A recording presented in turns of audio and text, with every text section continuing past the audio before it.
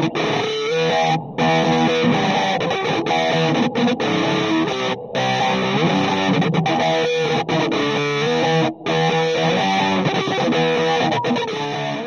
Gage. I'm Matt. I'm Josh. And this is Crash Test Reviews. Hey guys, we're going to do a little bit of a news segment for you before we get into our review. First off, we got release dates for Assassin's Creed 3, which is coming out October 30th this year on consoles. Not sure if it's PC, I don't know yet. We also have Far Cry 3 that's coming out on September 7th. There's a CGI trailer that's out. It's really cool. You guys should check it out. I think we'll have a link below this video for it. Also, Guild Wars 2 is going to come out on consoles for PS3 and Xbox 360. Right? Rumored so far, yes. Rumored, according to GameSpot. And we also got Skyrim DLC rumored to be coming out soon. It's going to expand on the mission. I think missions, right? Probably. Yep. Yeah, instead of just like little items, it's going to be instead of just having like a new forest or something. Areas. And I think that's the news. Yep, all that we'll have links below if you guys want to read up on the stories. So, what we've been playing this week. I've been playing Skyrim, still playing that little bit of time I've been having. I've been trying to leveling up all my abilities before I actually finish the main story, so I haven't really been doing too much. Then I just started Kingdom of Amalur about 2 days ago. Been playing that. I've been liking it. That's what we're going to review today. But until we do that, Josh, what have you been playing? The main thing, other than what I'm usually playing, I picked up Grand Slam Tennis 2, which came out the 14th, same as Twisted Metal. But it's pretty sweet. Yeah, it's got a neat little RPG element to its career mode. Okay. You do these exhibition matches, which are either rivalry matches or just kind of like promotion matches. If you have the correct career level, you can actually unlock items that put a permanent boost on your stats. Okay, which that's is pretty kind of, cool. yeah, which it's awesome because you don't really see something like that for a sports title normally. Definitely not. But so buy it if you've never played it. Oh, for sure, yes. Okay. If you're a fan of the, I know I prefer the Top Spin series by 2K, but the Grand Slam series you don't normally see on a bigger build console like the PS3 or the 360. So it's really nice to see them try to step it up and say, because I mean if they're basically a sports sports game company. So for something like this, they should totally amp it up next time. But for what it is now, since there isn't a Top Spin 5 just yet, it's a sweet buy for sure. All right, and you, Gage, what have you been playing? I know a big game that you've really been looking forward to. UFC Undisputed 3. They took about a 2.5 year absence, or no, not 2.5, a year and a half, almost 2 year absence to really refine the game, make it a lot better, and I think they've done a lot. They've added a lot of new features to the game, which I'll dive into that right now. The newest mode they have in there that everyone will probably notice right away is Pride mode. They introduced that, which pretty much you can do head stomps. You can knee someone in the face while they're on the ground, which you cannot do in UFC. That's cool. Pride was really big back in the early 2000s, mid 2000s, and then I think about 2007 UFC bought Pride, so they released it in the game because it's pretty much UFC owns the rights to Pride, and also you can play with classical Pride fighters also, which is actually really cool. I was going to say because if someone doesn't know what Pride fighting is, that's basically that's Japanese. It was Japanese version of UFC. Exactly. Yeah, just ropes instead of cages. Also, they've redid the submission system, and it's not a shine. A lot of people complained about that because you could exploit it really easily, and also you'll get calluses on your thumbs from spinning it a lot, which I remember I still have it on. I was going to say, I know from where I work too, a lot of people complain about like their controllers messing up. Yeah. So. My controller, my analog stick's loose from playing. I got a callus still from 2010, but now they have a new submission system where it's more of a cat and mouse kind of game. Where you have to chase the one bar. Say you're player one and the computer you want to submit them, you have to be on top of the computer bar for a certain amount of time to get the submission. Oh, nice. Okay. It's kind of just like a cat and mouse. It's really cool. I really like it more than the Shine too. Okay. So, well, we talked about those two games, but today what we're really talking about is Kingdom of Amalur. Yep. Released. We finally all got a chance to play it. Some of us have played a little bit, some of us have played a lot, but we definitely want to talk about what we think of it. For the first game from this company, I believe it was Salvatore wrote it, and McFarlane, I believe, helped in some way in design. But this was the first game from Big Game Company. So let's delve into it. Big, huge games. Let's start with you. You didn't really play too much, but what did you get from it? What did you like? What did you not like? Yeah, I didn't play too much. Give us your 2-second sense. I had a really busy past couple of weeks, but first of all, it's got cool. I like the colors. I like the combat of the game. Starting off, it kind of gives you, it's a little slow for you, so you're not like jumping in like a Fallout where you'll leave like a cave, like the vault in Fallout 3, and you can walk into a big ass bear and you're dead. Yeah. Okay.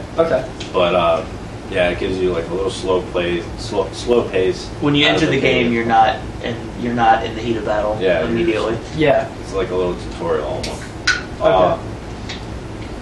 It's, for me, I got a little bit disheartened because a lot of quests got thrown. I don't know if it was the same for you, but I would talk to someone and like, oh, here's a quest. I'm like, okay, sure. And then I talk to someone else and, okay, here's another quest. I'm like, okay, sure. And then I go do them and I get like lost. I'm like, all right, where am I supposed to go now? Like, I get kind of, where the hell am I supposed to be at right now? But I do like the combat. The combat's really cool, I think. The only thing I didn't like about the combat is the archery, the bows. You can't really, you can aim where you're going to shoot, but you can't. I want to shoot like, all right, his head or his leg. Talking about like fine aim. Yeah. So precision and stuff. I didn't like how it's just like, all right, I'm just shooting my arrows. Okay. But the combat, they also have this kind of God of War kind of combat scene kind of thing. Yeah, where some of the finishers. You'll just like destroy this guy with your knife and explode him. I thought that was pretty cool. I didn't really get too far in the game. I'm only about 3 hours, so I mean, I want to get into it a little bit more before I really say it's a good or a great game. But from what I was playing, I got a little bit interested in it. But I think I got to play it a little bit more. Okay. I think, yeah, let's definitely kind of touch it, and then we'll pick out little certain things and kind of go from there.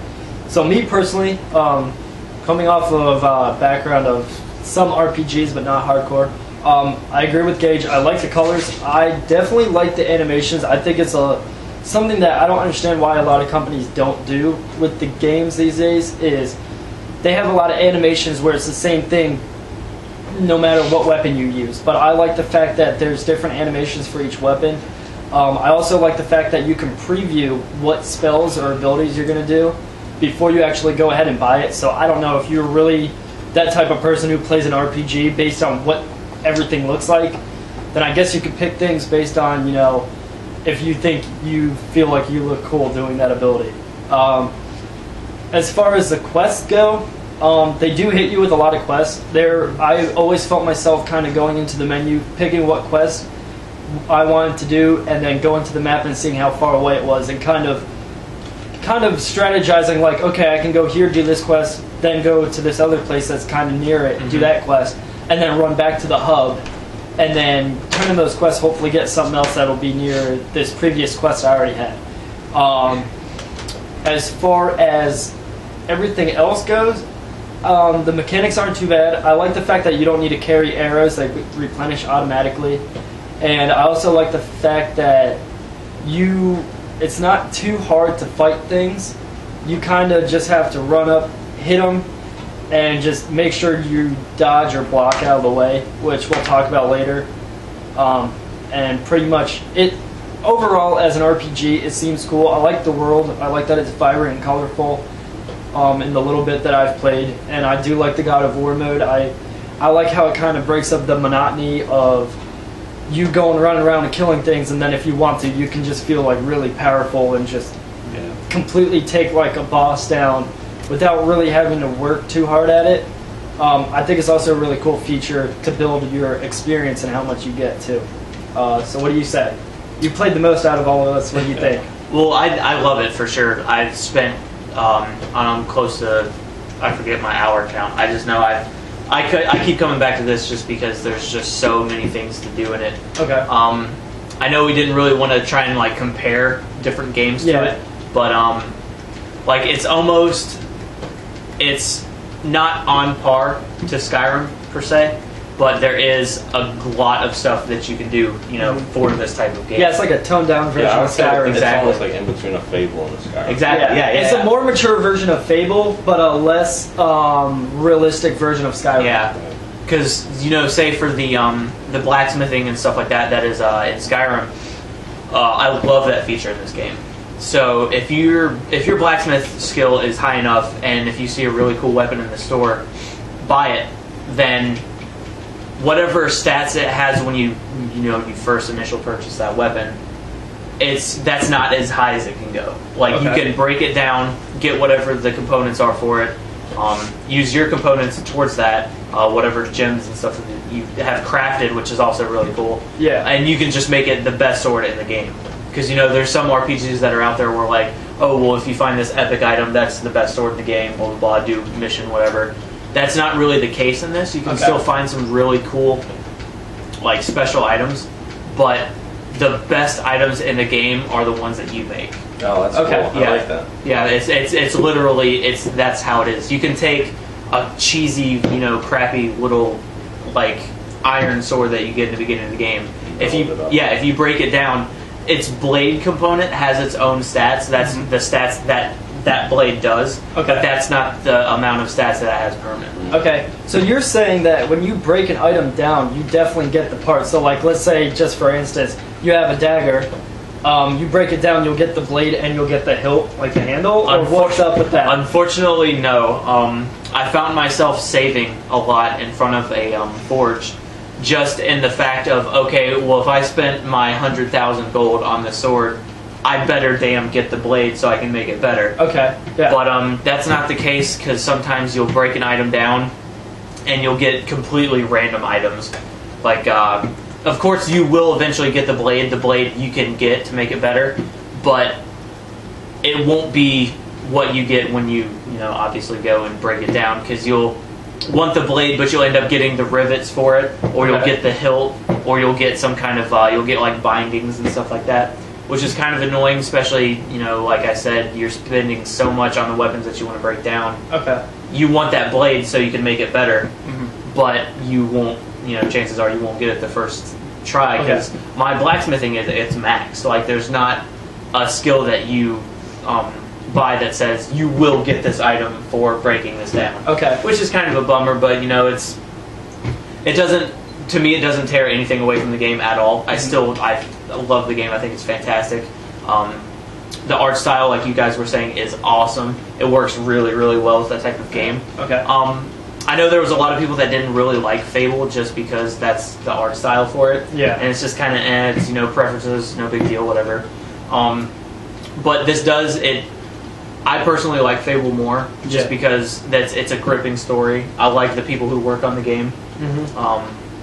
But for Kingdoms of Amalur, especially for a game that it was well promoted, but in a way it kind of flew underneath the radar. Oh, yeah, definitely. But it's something that is certainly it's a must buy for RPG fans. It's got everything you need.